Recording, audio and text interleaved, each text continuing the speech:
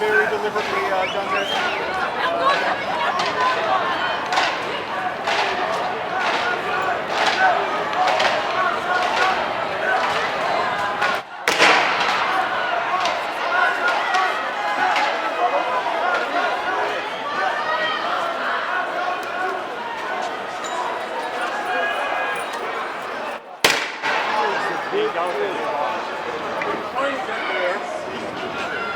Relax, okay? You're about to...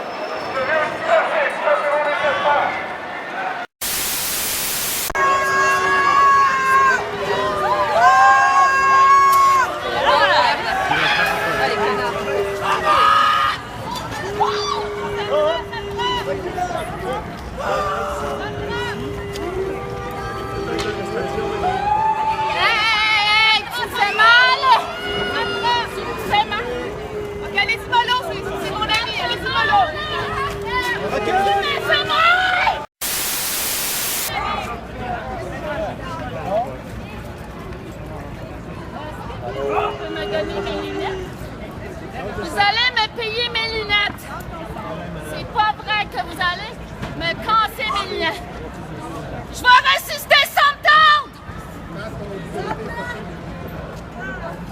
Sandra! Vous me faites mal. Sandra! On est à la moyenne. Quebec is fascism. There is fascism in Quebec. Look how they treat women. Look how they treat women here in Quebec. C'est la journée des travailleurs aujourd'hui. Est-ce que vous comprenez ça? On est venu manifester pacifiquement. Famille avec des enfants. OK? Admirez, là, c'est ça qui est pitché sur le monde. C'est quoi ça? Ça, c'est du gaz CS. C'est supposé être un gaz lacrymogène. On étouffe, ça fait pleurer le monde. Ça a été lancé sur des familles avec des enfants, dont des poussettes. À soir.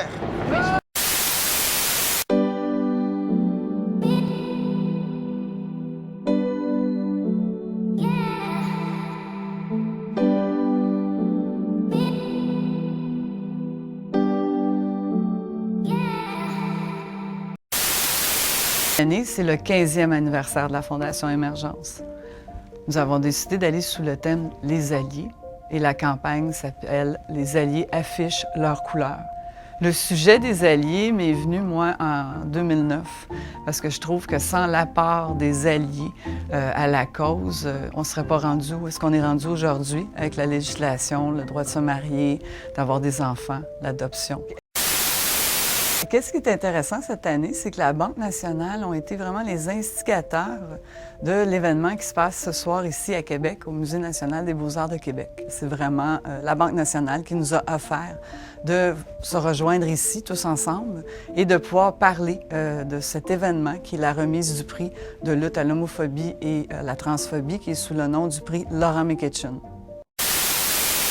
Alors, bien sûr, je suis très heureuse d'être debout devant vous aujourd'hui pour, avec vous, dire comment nous sommes soit LGBT, c'est mon cas, ou soit alliés. Le A que vous portez ici, ça veut dire que vous êtes des alliés.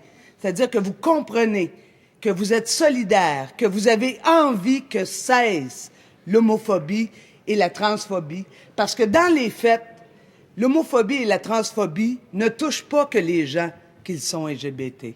Elles vous touchent tous et toutes. Elles touchent nos enfants, elles touchent nos familles.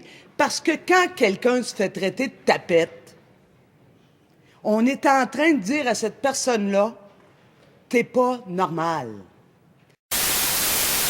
Alors moi, je souligne qu'aujourd'hui, pour la première fois au Québec, on a ajouté le mot transphobie. Et ça, c'est majeur. Parce que la transphobie, c'est comme si tout d'un coup, il y aurait ce à quoi devrait avoir l'air une vraie femme ou un vrai homme. Puis si t'as pas l'air de ça, ben là, on peut profiter pour te dénigrer, pour t'intimider. En bref, on entend des témoignages tellement horribles au niveau de la commission parlementaire. Et donc, je vous invite à porter le A si vous êtes des alliés. Portez-les pas si vous ne l'êtes pas. Allez acheter plutôt le livre Modèle recherché où moi et certains collègues témoignaient dans le livre pour dire qu'est-ce qu'on vit, qu'est-ce que ça nous fait vivre lorsqu'on vit cette discrimination. Et en plus, la campagne du A, c'est prenez-vous en photo avec votre A et tweetez-les. Vous avez tous des Twitter, des Facebook. Allez-y. Expliquez au Québec qu'au Québec, on est fiers d'être contre l'homophobie et la transphobie. Et d'ailleurs, Monsieur le Président, je terminerai là-dessus. Je suis à peu près certaine que les gens qui sont ici dans cette Assemblée seraient d'accord avec moi pour qu'on vous demande encore cette année de hisser sur le mât de l'Assemblée nationale notre drapeau arc-en-ciel, mettons jusqu'au 17 mai minuit. Le Québec, un pays! Le Québec, un pays! Le Québec, un pays! Le Québec, un pays! Le Québec, un pays! Le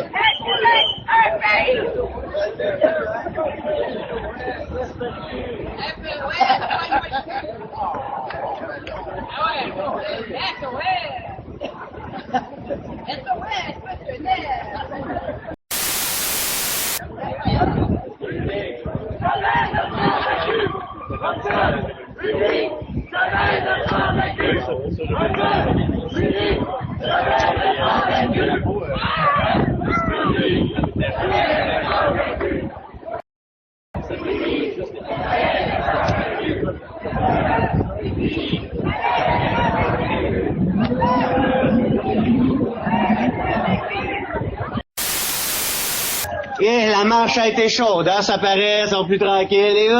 Est-ce qu'il y a des patriotes dans place?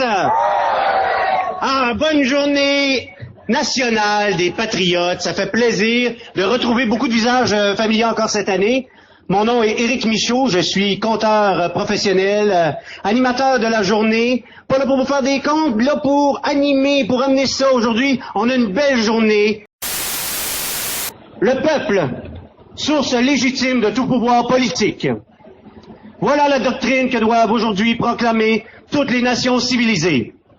C'est la seule base solide de tout bon gouvernement.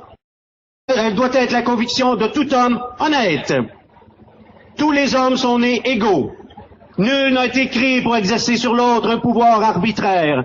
Nul n'a été créé pour courber devant son semblable le front ignominieux de l'esclavage.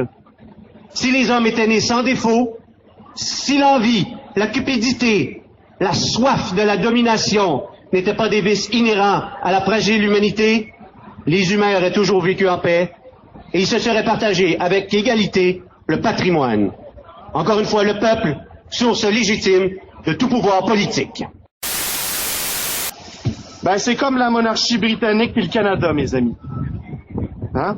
Grâce à eux, les francophones, les Acadiens, les Premières Nations, on vit encore. On est bien chanceux, fait qu'on se tait, puis on marche dans le rang. Moi, il y a un slogan que j'aime beaucoup. Travaille, consomme, puis ferme ta gueule. Travaille, consomme, puis ferme ta gueule. Fait que les discours revanchards, ça mène à rien. Puis les appels à la liberté puis à l'indépendance, ça, c'est des vieilles affaires du 19e siècle, comme dit Justin Trudeau. Fait qu'arrivé en ville, on est en 2015. L'avenir, c'est pas au Québec que ça se passe. Mettez ça dans votre tête de patriote, espèce de petit peuple sans envergure, sans culture puis sans littérature. L'avenir, c'est d'être du bord des puissants. Think big, hein? Puis vive la reine, vive le Canada, vive Harper, vive la loi 5C51, vive la police, vive l'austérité, pardon, monsieur les policiers, et vive nos chaînes, n'est-ce pas? François Bugingo, collaborateur de plusieurs médias au Québec, qui s'est fait épingler à la suite d'une enquête réalisée par le quotidien montréalais La Presse. Ainsi, il aurait au cours des 20 dernières années réalisé plusieurs reportages bidons, durant la guerre de Bosnie, en Somalie, mais aussi en Libye, quand il a prétendu voir un tortionnaire de Kadhafi sur le point de se faire exécuter par des milices rebelles en Libye. À la suite de ces révélations, ses employeurs ont suspendu leur relation avec le dit journaliste jusqu'à ce que la lumière soit faite sur cette affaire. Là, le problème qu'on a, c'est on ne sait pas qu'est-ce qui est vrai de qu'est-ce qui est faux. Mais entre autres, il avait mentionné à un moment donné avoir rencontré l'un des fils de Kadhafi pendant sa détention après l'insurrection en Libye. Et là, il semblerait qu'il ne l'a jamais rencontré. Il avait également mentionné avoir recueilli les paroles d'un homme qui allait se faire exécuter. Alors, c'est un ancien tortionnaire libyen qui allait se faire exécuter par les rebelles. Et il n'aurait jamais mis les pieds dans la ville où il a rencontré ce tortionnaire-là. Alors lui, en je ne sais trop romancier des temps modernes, il a décidé d'utiliser des canons de communication de masse dans le but de raconter des histoires qui sont totalement fake, mais en disant qu'ils sont vraies. Alors moi, j'ai décidé de me lancer en journalisme et pour ce faire, je vais commencer avec des textes comme par exemple, je vais vous parler de mon expérience de la chute du mur de Berlin, de l'entrevue exclusive que j'avais eue avec Joseph Staline et également de mon brunch que j'ai eu sur une autre planète avec tous les grands dieux de l'humanité. Non, c'est vrai, cette histoire-là a déjà été racontée.